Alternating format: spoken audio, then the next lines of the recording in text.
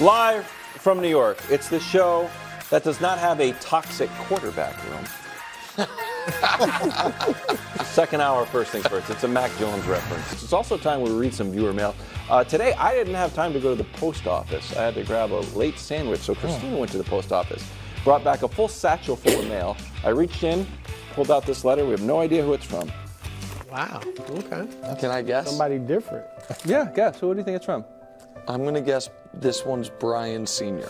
There is no Brian Sr. Oh. How long have you been on the show? Sorry, my bad. Don and Don. Don Sr. Gosh darn it. The twins are Ryan and Brian. Sorry. You're thinking of Uncle Brian. Yeah, my bad. My bad. Sorry. Dear Wilds, love the show. We know you consider yourself a bottomless well of creativity. Thank you. Yet it's been weeks, and there's nothing close to replicating the joy of Cowboy Brew. What gives? Don Sr. Oh, I was basically right. Close. The meaner he's letters right are on the from money. Don Sr. He's right on the money. Well, a fair point. So I wanted to get rid of Cowboy Brew because I felt like a little bit like it was tired. But then I go on the internet and people are kind of hounding me. People at my actual address. Where's Cowboy Brew? So we have some news. The following statement was released by Cowboy Brew on behalf of Fox Sports and the First Things First producers in response to questions about his future plans on show graphics. I'm back. Wow. Oh, what a return. I'm sorry. I had no better ideas. I tried my best Good news. for a month. For a pure month. So he's back. Welcome back. It was a Cowboy. Oh, wearing the 4-5. All right, anyway, here we go. All right, at number 3, it's an all-NBA one, guys. Oh, wow. We're getting into the hoop season. Anthony Davis. First of all, Anthony, congratulations. Phenomenal year. First of all, you've been healthy. He has played 52 of their 56 games. Pretty good. I don't think any of us would have believed that if you had told us that before the season. He's playing great, too, right there at the top of the Defensive Player of the Year race. 25 points, over 12 rebounds, 2.5 blocks. Like, having a phenomenal season. So congratulations on that, AD. At last night, 37-15 in a win over Utah without LeBron. And AD talked about, we found our identity. We play fast. We get to the paint. That's what we do. And so I liked it. AD, you sounded like a leader. And here's what I say. Keep that energy when LeBron gets back, all right? Which will probably be the next game. It's time for you to take the torch. It's been time. It's way past time. Most of us have written you off and said you'll never take the torch, but now is the time, AD. Because look, as well as you've been playing, let's be honest, all the other big men that we say he's in their class, Giannis, Embiid, Jokic, we can't even imagine them playing with LeBron James, even an older LeBron, and be in the 9th seed. That is impossible. So, AD, take the torch. I'm sure LeBron's ready for you to take it and lead this team to something special. Just at least a deep playoff run. AD, I actually believe in you. All right, at number 2, Jason Tatum. Jason Tatum is nice. I know Nick wanted to keep you out of club superstar until he kept you out until the last moment. I mean, man, the bar was high for you, but you're in 27 points, 8 boards, 5 assists, leading the team and all of that, the best record in the league.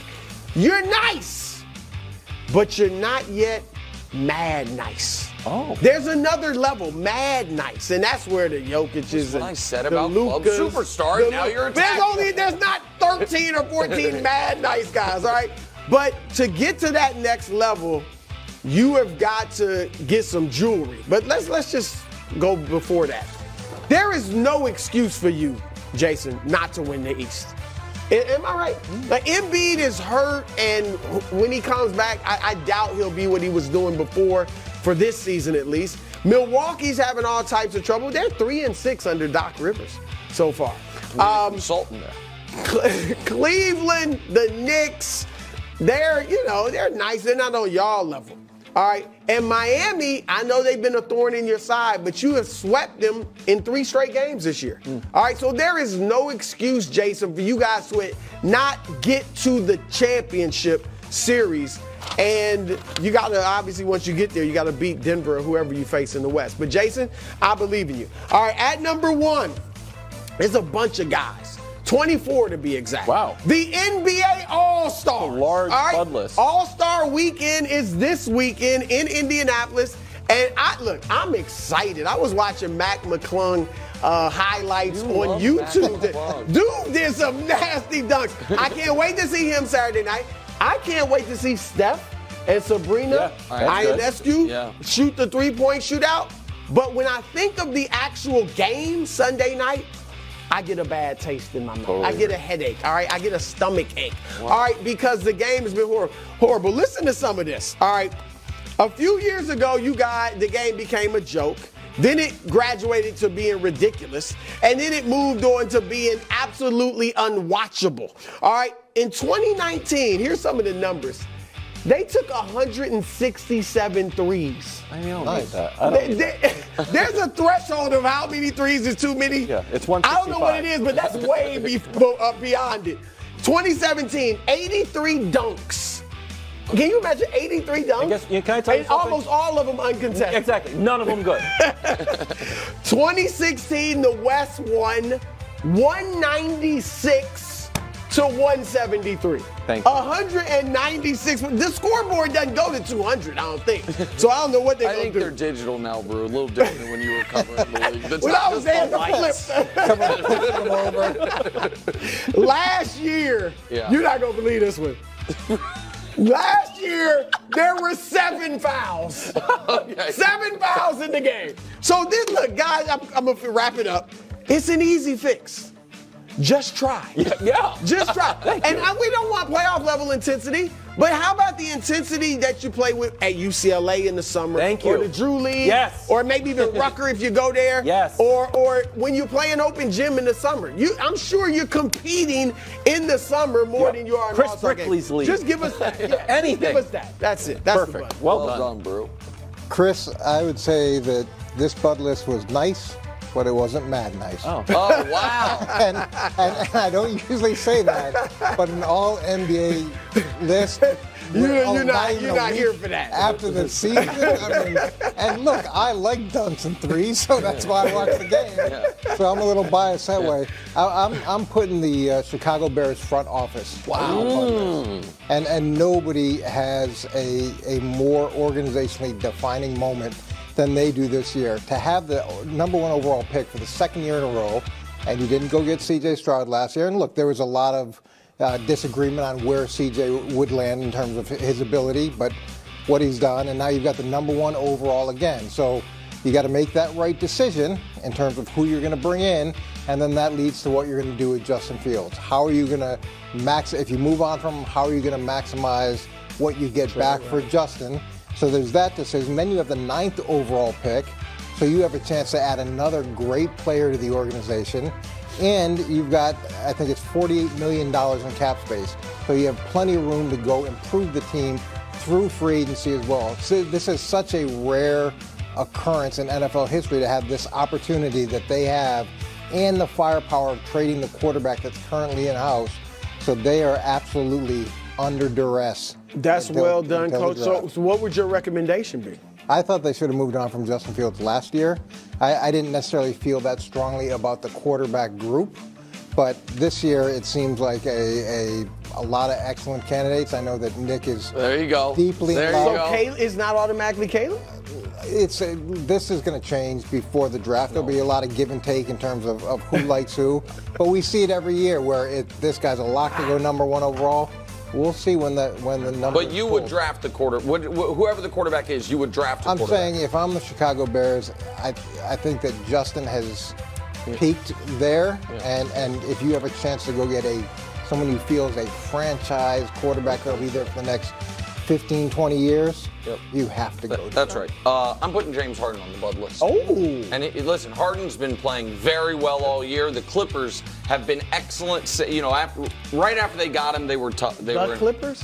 Bruce Clippers. Thank you. Well, I was going to get not that, even Brew. pick them, but still, when they play well, you never say Bruce After the first Clippers. couple weeks, they've been playing excellent. However, Current Milwaukee Bucks head coach and former podcaster Doc Rivers had interesting things to say, or in between head coaching jobs, when he was talking to Wilds' buddy Bill Simmons multiple times about what went wrong in Philly.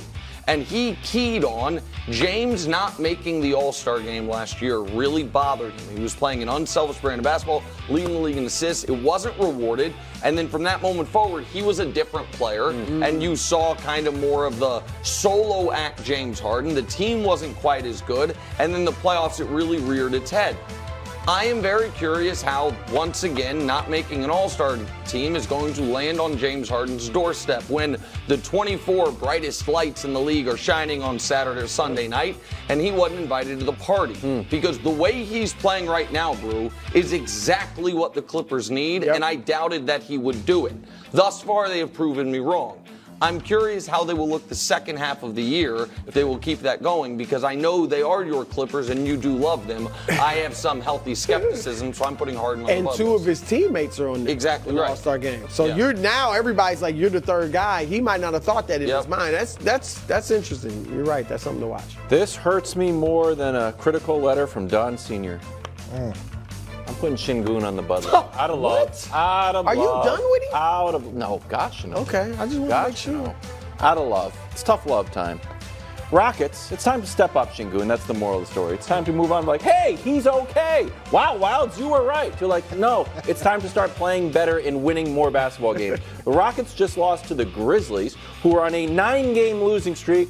Until Houston comes to town, you lose. The Rockets have lost they're 3-7 in their last 10 games. One of the wins being courtesy of this Jalen Brunson phantom foul that is currently under review and could get overturned. Yeah. Under protest. How is it going to work? You're going to replay overtime? It's just going to be odd. Am I going to buy tickets for a 5-minute game at the Garden to watch Şengün? Yes, I will. Meanwhile, last night, Şengün had this play, which he's making something happen with time winding down. He gets fouled here, the ball bounces off the cameraman, and then hits Şengün in the face, which is never great. We want highlights, not embarrassing plays. So Şengün goes to the line, misses both free throws. This is one of the flaws in his game. And I'm like, well, Wilds, he's a big man. What do you expect? Well, same thing I expect from every big man. Jokic shooting 82%. Embiid was shooting 88% from the line. Baby Joker, Şengün shooting 70%. So finally, this is what we can hope for. The Ime post-All-Star bounce. Now, are the Rockets the Celtics? Not necessarily, but it was Ime's first year in Boston. And remember, they turned the switch literally the calendar year, but post-All-Star, they were also well. Had the best record, best offense, and third best defense. So I'm expecting Ime to take a little break, come back post-All-Star. Rockets can try to get in the play-in. Just 10. That's all we're going to just get 10. That's all we're trying for. So that's Şengün's inaugural edition of the Bud list. Maybe next week, Phil. I like it. That was great. Is Bill Belichick going to San Francisco for a job, not just to visit? No. He loves the trolley. Thanks for watching. Subscribe here to get more from the show and to check out clips from other shows on FS1.